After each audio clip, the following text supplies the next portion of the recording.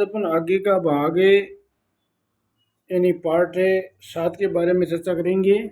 यानी पहला चैप्टर चल रहा है यूरोप का राष्ट्रवाद में, जिसमें पार्ट 7 है ये कि यानी भू कठिनाइयाँ और जन विद्रोह। अब देखो, यानी लोग भूखे मरने लग जाते हैं, कठिनाई आ जाती है, इसके कारण जन विद्रोह यानी जनता विद्रोह कर देती है। 1830 का दशक ही यूरोप में भारी कठिनाई लेकर आया था। तो 1830 तक आते आते यूरोप की हालत खराब हो गई थी, बहुत सारी कठिनाई सामने आ गई थी।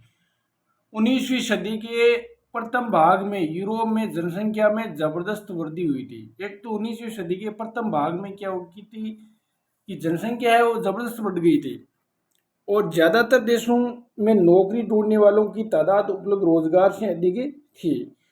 तो लोग नौकरी ढूंढ रहे थे, रोजगार नहीं मिल रहा था।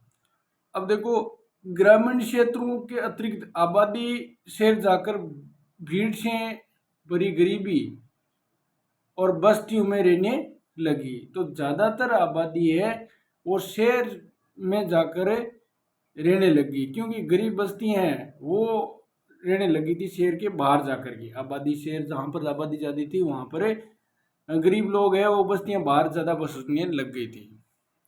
अब देखो, आगे अपन बात करेंगे।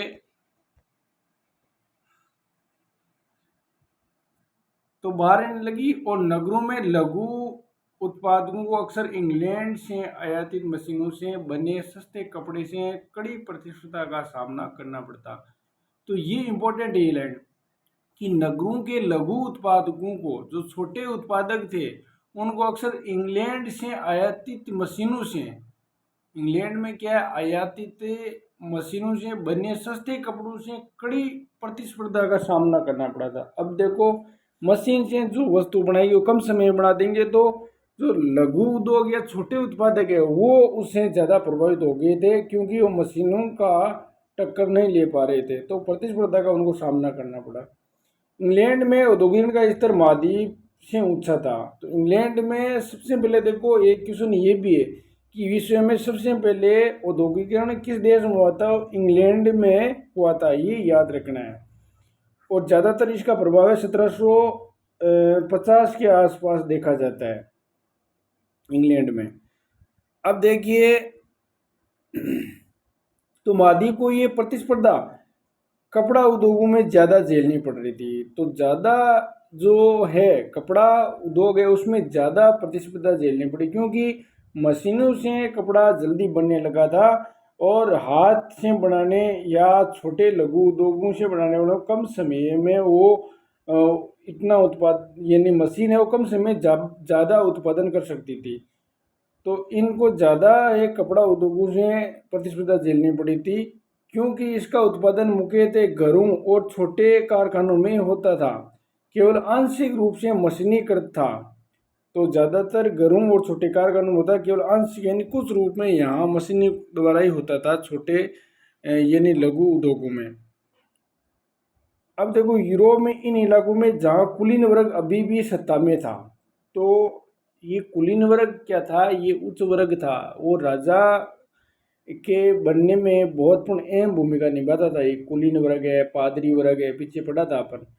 तो अभी वो सत्ता में था। कृषक सामंती शुल्कों और जिम्मेदारियों के बोझ तले दबे थे। तो किसान है वो सामंती शुल्कों, सामंत क्या होते हैं, उनके पास अधिक भूमि होती थी, और वो किसानों से ज़्यादातर कर वसूलते थे, और जिम्मेदारी के बोझ तले दब गए थे। अब सामंत है, राजा को कर देना पड़ता था, तो इसका सामंत भी है काफ़ी कर्ज तले दब गए थे, और सामंत मजबूरी में होकर किसानों से कर वसूलते थे। इसके कारण यहाँ दोनों की स्थिति खराब हो गई थी, कृषक और सामंत की। खाने पीने की चीज़ों के मूल्य बढ़ने और किसी वर्ष फसल के खराब होने शहर और गांव में व्यापक गरीबी फैल गई थी। तो खाने चीज़ों की मूल्य बढ़ने के कारण किसी वर्ष फसल खराब होने के शहर और गांव में क्या है, गरीबी फैल चुकी थी। अब देखो, आगे बात करते हैं अपने। ये देखो, कृषक विद्रोह दिखाया गया 1848 में। यानी जनता क्या है कि सामंतों के नीचे दब जाती है, सामंत कर अधिक वसूलते हैं, और सामंतों से राजा कर अधिक वसूलते थे। इसके कारण कर्षक और सामंतों की दोनों की स्थिति खराब हो गई थी। तो यहाँ कर्षक विद्रोह किया गया 1848 में। ये देखो चित्र दिखाया गया इसमें कि किसान है वो आखिर में इन कठिनाइयों का सामना करते हुए जन विद्रोह कर देता है, जो 1848 में ये चित्र लिया गया है। अब देखो अपने और इसमें आगे पढ़ते हैं। 1848 में ऐसा एक वर्ष था, खाने पीने की कमी हो गई थी, व्यापक बेरोजगारी से पेरिस के लोग सड़कों पर उतर आए थे। यानी फ्रांस है, फ्रांस की राजधानी ये पेरिस, तो लोग है पेरिस के लोग सड़कों पर उतर आए और जगह जगह अवरोध लगाए गए। और लुई फिलिप, देखो ये एक बार में काट देता हूँ कि लुई फिलिप को भागने पर मजबूर किया गया। यानी जनता है पेरिस की सड़कों पर आ गई थी और लुई फिलिप जो वहाँ का राजा था उनको भागना मजबूर होना पड़ा क्योंकि जनता काफ़ी थी। और राष्ट्रीय सभा नेशनल असेंबली ने एक गणतंत्र की घोषणा करते हुए 21 वर्ष से ऊपर सभी वयस्क पुरुषों को मताधिकार प्रदान किया और काम के अधिकार की गारंटी दी गई थी। ये यहाँ पर इम्पोर्टेंट है कि राष्ट्रीय सभा बनाई गई थी, नेशनल असेंबली, उन्होंने एक गणतंत्र की घोषणा कर दी की थी और राजा भाग गया था लुई फिलिप। तो उसने क्या किया, सबसे पहले सुधार 21 वर्ष से ऊपर सभी वयस्क यानी 21 वर्ष से जो भी पुरुष है उनको मताधिकार प्रदान किया, मत देने का अधिकार दिया गया था। और एक साथ में काम का अधिकार की गारंटी की, सब पुरुषों को काम मिलेगा। ये दो कानून उन्होंने बना दी गई। किसने, राष्ट्रीय सभा ने या नेशनल असेंबली ने। रोजगार उपलब्ध कराने के लिए राष्ट्रीय कारखाने स्थापित किए गए। रोजगार उपलब्ध कराने के लिए क्या स्थापित किए, राष्ट्रीय कारखाने भी स्थापित कर दिए गए ताकि बेरोजगार नहीं रहे। अब देखो आगे अपन बात करें, इससे पहले 1845 में सिलेसिया में बुनकरों ने उन ठेकेदारों के खिलाफ विद्रोह कर दिया था जो उन्हें कच्चे माल देकर निर्मित कपड़ा लेते थे। तो 1845 में सिलेसिया में बुनकरों ने क्या, उन ठेकेदारों के खिलाफ विद्रोह कर दिया था जो उन्हें कच्चा माल देकर निर्मित कपड़ा लेते थे। तो अब देखो सिलेसिया में बुनकर है, यानी बुनकर का मतलब क्या है, जो हाथ से कपड़े बुनते थे ना उनको कहते हैं बुनकर। तो उन्हें ठेकेदारों के खिलाफ क्या, विद्रोह कर दिया था। ठेकेदार उनकी मजदूरी नहीं बढ़ा रहे थे और कच्चा माल देकर निर्मित कपड़ा लेते थे, परंतु दाम बहुत ही कम थे। तो इन मजदूरों का क्या, दाम कम था। पत्रकार विलियम वोल्फ ने सिलेसिया के एक गांव की घटना इस प्रकार बयान की। यानी एक पत्रकार है विलियम वोल्फ ने सिलेसिया के गांव की कहानी इस प्रकार, यानी जो घटना लिखी है, देखिए इन गांवों में 18,000 आबादी वाले थे, ठीक है ना। और सूती कपड़ा बुनने का व्यवसाय सबसे व्यापक था। तो सूती कपड़ा बुनने का यहाँ काम चलता था। श्रमिकों की हालत सस्ता है, यानी श्रमिकों की हालत सस्ता नहीं भाई सॉरी, यानी खस्ता। तो श्रमिकों की हालत क्या थी, खस्ता थी, खराब हो गई थी। काम के लिए बेताब लोगों का फायदा उठाकर ठेकेदारों ने बनवाए जाने वाले माल की कीमतें गिरा दी थी। तो फायदा उठाकर ठेकेदारों ने क्या है, बनाए जाने वाले माल की कीमत है वो गिरा दी, सस्ते में खरीदने लगे थे मजदूरों से। तो इससे मजदूरों की हालत है वो खराब हो गई थी। तो ये पत्रकार है विलियम वोल्फ ने ये एक सिलेसिया गांव की घटनाएं है वो बयां की है।